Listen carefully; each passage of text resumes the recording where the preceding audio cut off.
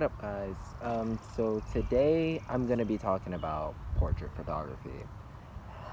This is this type of photography is really common in the world of photography or any type of job that you're looking for in photography because a lot of people are looking for portrait photography because these are like professional pictures people like to use to hang up and put in their walls. Even some of you guys have it in your house, and I know that I have a couple in my house.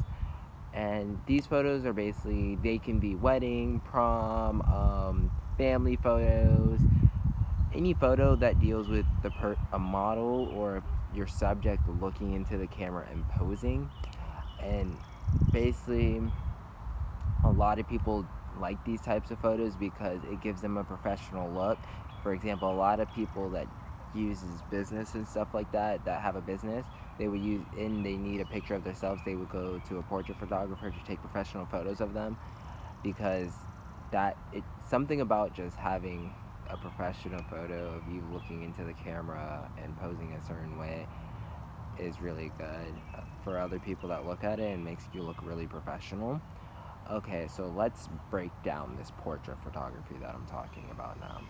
So this portrait photography that I'm talking about right now is it's a very fun thing to do, but it can be very difficult because some things you have to take into aspects about your model and what your model is doing and stuff like that.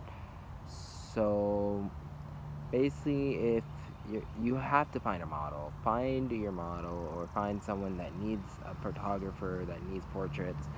And basically what you want to do is before you start taking photos, get to know your model, talk to your model, learn about them, see what they're all about, because if you don't know what they're about, it could get kind of weird doing the kind of poses if you're telling them to pose or if they're telling you to pose. You need to establish like that connection. That connection is everything in photography with your model, because your model and you are like one at that moment, because you guys are working together, and no communication means no good photos.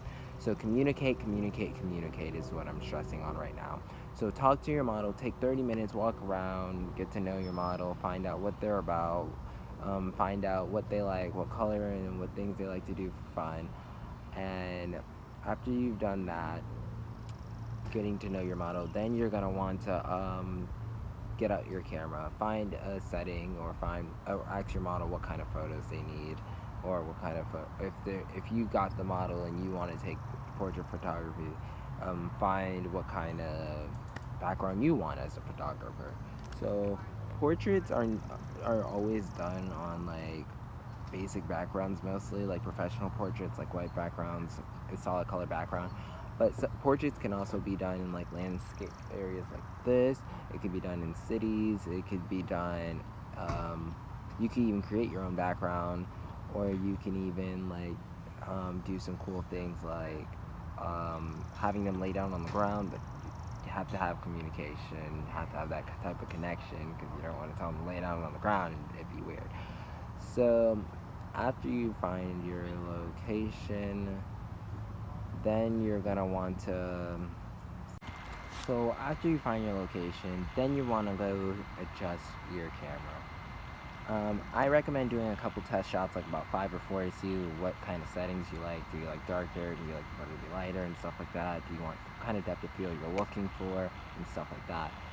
And the reason why this part is kind of important because you could really screw up your photo if you don't do a couple of test shots, because then you'll think that your photo looks good and you're just taking shots until you get home, and then you look at all the pictures and they're all bad.